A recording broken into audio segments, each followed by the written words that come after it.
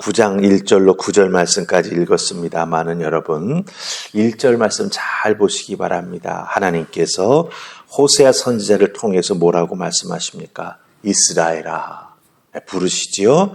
그 다음에 너희들은 이방 사람들처럼 기뻐 뛰놀지 말라 이렇게 말하고 있습니다. 왜냐하면 이 이스라엘 백성들이 하나님 앞에서 예배하며 정말 기뻐하며 뛰놀아야 되는데 그 이스라엘 백성들이 그렇지 못하다라고 하는 거예요.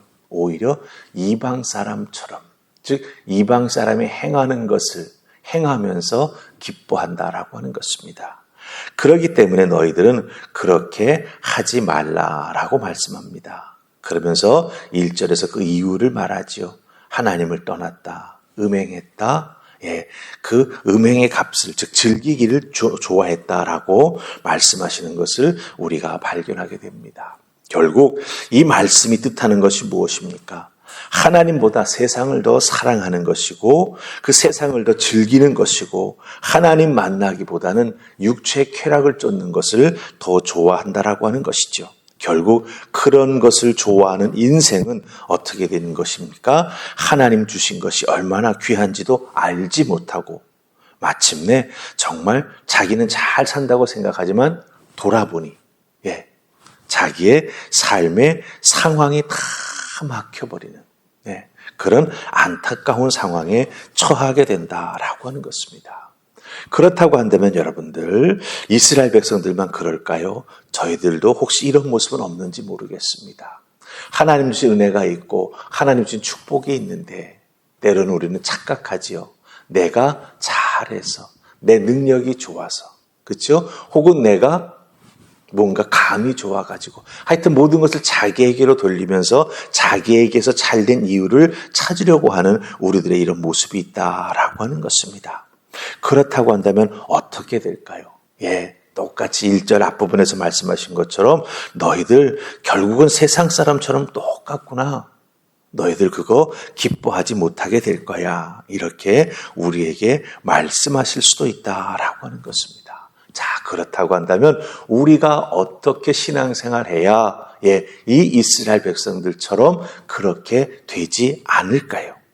정말 하나님의 은혜 가운데 일평생, 영생을 누리면서 살아가며 기뻐하는 우리가 되어야 되지 않겠습니까? 그렇다면 이스라엘이 하나님 앞에 잘못된 부분, 그것을 우리가 답습해서는 안 된다라고 하는 것이죠. 오늘 주신 말씀을 통해서 우리가 어떻게 해야 그 이스라엘, 즉 세상을 답습하지 아니하고 하나님의 은혜 안에 머물러 있을 수 있을까? 말씀을 통해서 함께 살펴보십시다. 우리가 오늘 살필 말씀은 2절, 3절, 4절 말씀입니다. 우리 석절 다 찾으세요. 9장 2절, 3절, 4절입니다. 찾으셨죠? 자, 우리 같이 읽어 내려갑니다. 2절부터 시작.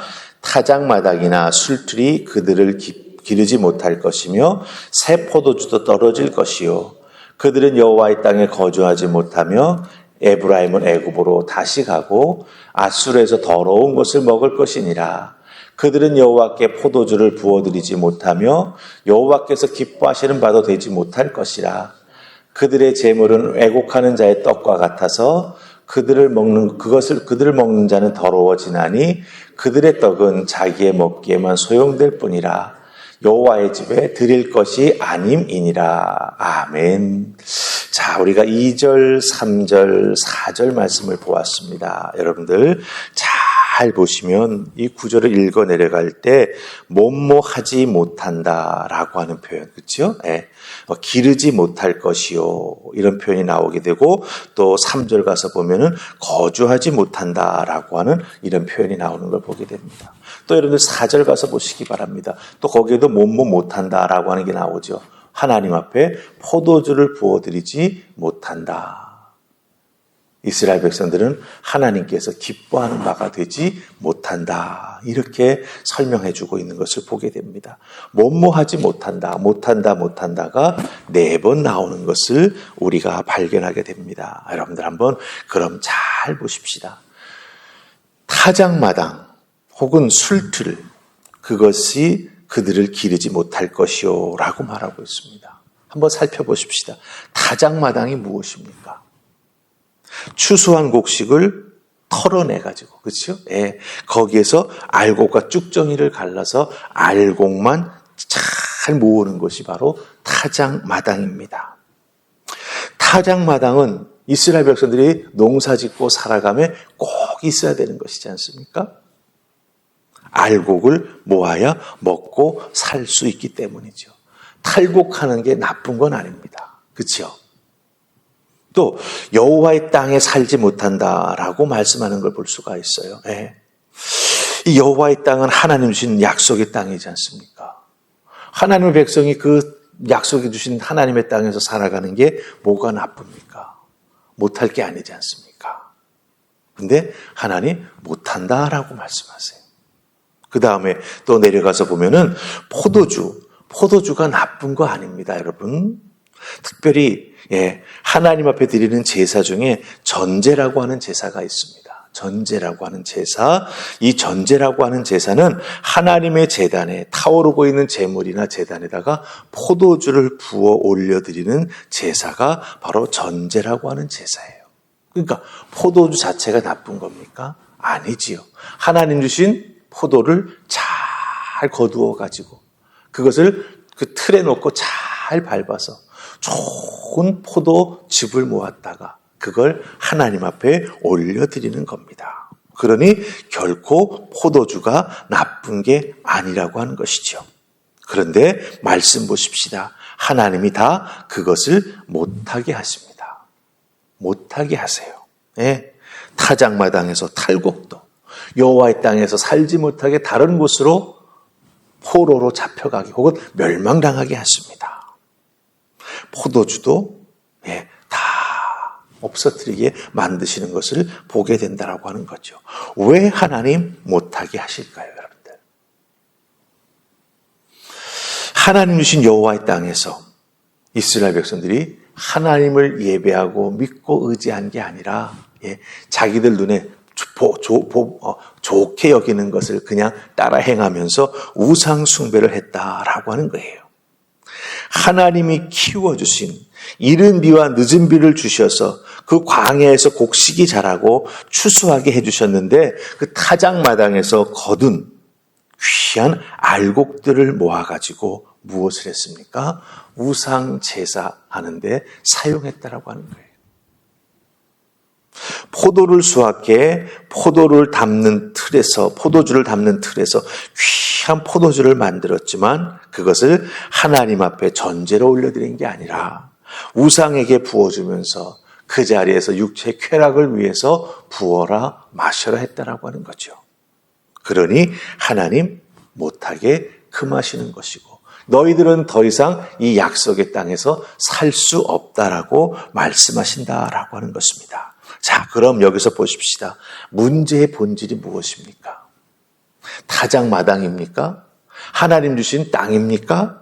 하나님께서 잘 익도록 만들어주신 포도입니까? 아니지요.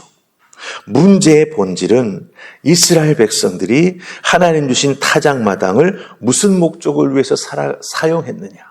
하나님께서 살도록 허락해 주신 그 땅에서 하나님께 감사하며 예배하며 살았느냐. 하나님께서 주신 귀한 열매들을, 그 과실들을 무엇을 위해 사용했느냐라고 하는 것입니다. 즉 이스라엘 백성들의 하나님을 향한 마음과 삶을 살아가는 믿음의 자세가 문제였다라고 하는 것이죠. 살아가는데 꼭 필요한 것들을 하나님이 주셨고 하나님께서 허락해 주신 도구들이었습니다. 그런데 그런 것들을 어떤 목적에 사용했지요? 하나님 기뻐하시지 않는 목적에 굳이 사용했다라고 하는 거예요.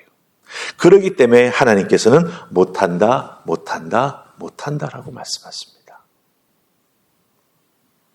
여러분, 우리 믿는 자들은요, 이 땅에서 신앙생활을 해 나아갈 때 하나님께서 우리에게 허락해 주시는 참 삶을 살아가는 많은 것들이 있습니다. 타작마당과 같은 것들이 있고요. 우리들의 삶의 터전, 여호와께서 주시는 터전이 있습니다. 또한 우리들이 열심히 일해서 얻게 되는 수확하는 것들이 있지요. 우리가 얻게 되는 물질도 있고 여러 가지가 있습니다. 그것을 내가 어떤 마음, 어떤 목적, 어떤 자세로 사용하느냐라고 하는 게 참 중요하다라고 하는 거지요. 사도 바울은 로마서 12장 1절에서 우리에게 뭐라고 말씀하십니까? 하나님이 기뻐 받으시는 산 제사를 드리라 우리에게 말씀해 주고 계십니다. 그렇죠? 그렇게 우리에게 주신 모든 것을 하나님 앞에 올려드리는 정말 목적과 또한 올려드리는 방법이 하나님 앞에서 믿음으로 분명한 모습을 가지고 우리가 살아가며 신앙생활에 나아가야 된다라고 이 로마서 12장 1절에서 말하고 있습니다. 하나님이 받으시는 산제물이 되어라. 네. 그런 믿음으로 우리가 하루하루를 살아가게 될 때 하나님께서 우리들에게 축복으로 주셨던 삶을 유용하게 살아갈 수 있도록 허락해 주셨던 그 모든 것들이 못하고가 아니라 무엇이 되겠습니까? 축복의 통로가 되고 은혜의 통로가 되고 하나님을 더욱더 깊이 알아나가는 통로가 되고 그 모든 것이 다 합하여 하나가 되어서 하나님 앞에 예배드리는 귀한 은혜의 통로가 될 줄로 믿습니다. 여러분 한 분 한 분 여러분의 하나님께서 주신 여러분의 삶의 자리에 있는 것 그 하나하나 내가 지금 어떤 마음, 어떤 자세로 어떤 목적을 위해서 사용하고 있는지 다시 한번 잘 돌이켜보시고 하나님 기뻐하시는 삶을 귀하게 살아가는 은혜가 있기를 주님의 이름으로 축복합니다. 아멘. 우리 기도하십시다. 좋으신 하나님 은혜 감사합니다. 오늘 말씀을 통해서 하나님께서 우리에게 주신 것이 참 많이 있는데 그것을 내가 어떤 목적, 어떤 방법, 또 무엇을 위해서 사용하는지 다시 한번 돌아보는 저희가 되게 하여 주시옵소서. 그래 하여서 정말 하나님이 기뻐하시는 목적을 위하여 하나님이 인정해 주시는 방법을 통하여 하나님 기뻐 받으실 수 있는 산 제사를 올려드리는 우리 모두가 되게 하여 주시옵소서. 그럴 때 우리의 인생은 하나님 받아주시는 은혜로 충만하게 채워질 것이며 하나님께서 특별히 공급해 주시는 하늘의 은혜로 우리들의 삶이 복되게 될 줄 믿습니다. 오늘 하루 주어진 나의 삶도 하나님께 기쁘게 올려드리는 살아있는 예배자가 될 수 있기를 간절히 소원하옵고 예수님 이름으로 기도하옵나이다. 아멘.